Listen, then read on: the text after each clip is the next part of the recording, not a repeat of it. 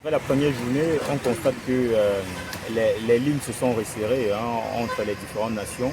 Et les nations, par le passé, qui étaient considérées comme les petits poussés, dans cette édition, sont en train de démontrer qu'elles ont beaucoup travaillé. Et la preuve, vous n'avez qu'à voir des scores. Les scores sont tellement étriqués. On a terminé la première phase avec 2 matchs qui se sont soldés à chaque fois par un nul diège. Vous avez la seule nation, le Cameroun, qui a réussi à inscrire 2 buts. Il n'y a pas une autre nation qui a réalisé cette performance. Pour vous dire tout simplement que c'est très serré. Peut-être ça peut s'expliquer parce que bon voilà, il y a beaucoup de nations au vu du contexte qui ont vu leur préparation être bâclée par le Covid.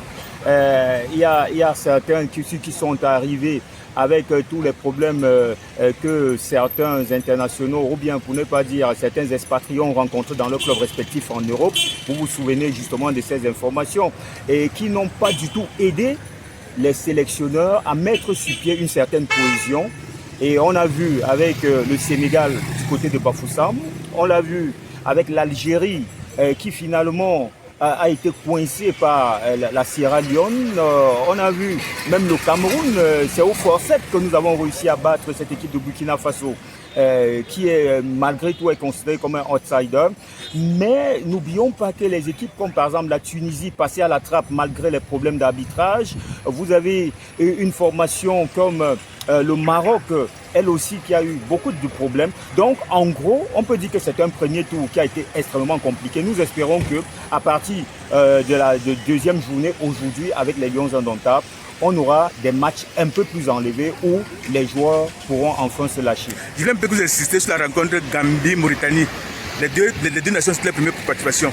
Et curieusement, la Gambie a gagné. Qu'est-ce qu'on peut dire de ça? Non, en fait, la Mauritanie était à sa deuxième participation. Oui. Puisque lors de l'édition dernière en Égypte, c'était d'ailleurs l'une des révélations de la compétition avec Corentin Martin sur le banc de touche. Cette fois-ci, c'est Darosa, ancien entraîneur de Coton Sport de Garoua, et c'est lui qui finalement dirige cette formation. Non, ce qu'il faut dire, c'est que c'est une nation depuis quelque temps qui est en train de développer son football. Et nous voyons même d'ailleurs Nouadhibou FC qui a été éliminé tout dernièrement par Coton Sport de Garoua en tour de cadrage. Et c'était d'ailleurs au sein de cette équipe, de cet encadrement technique, on avait un entraîneur camerounais, le coach Njoya, qui finalement était parti.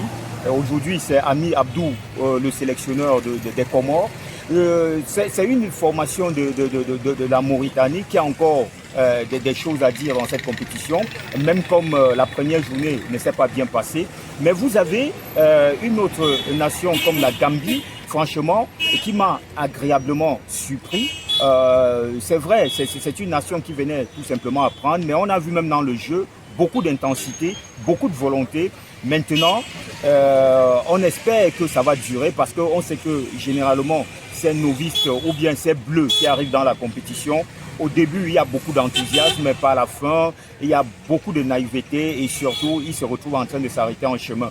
Mais c'est déjà une bonne chose, ce que nous sommes en train de voir avec ces soi-disant petites nations. Nous espérons que ça va continuer ainsi pour donner un peu plus de force, un peu plus d'allant à cette compétition qui est la Coupe d'Afrique des Nations. Je vous remercie. Merci.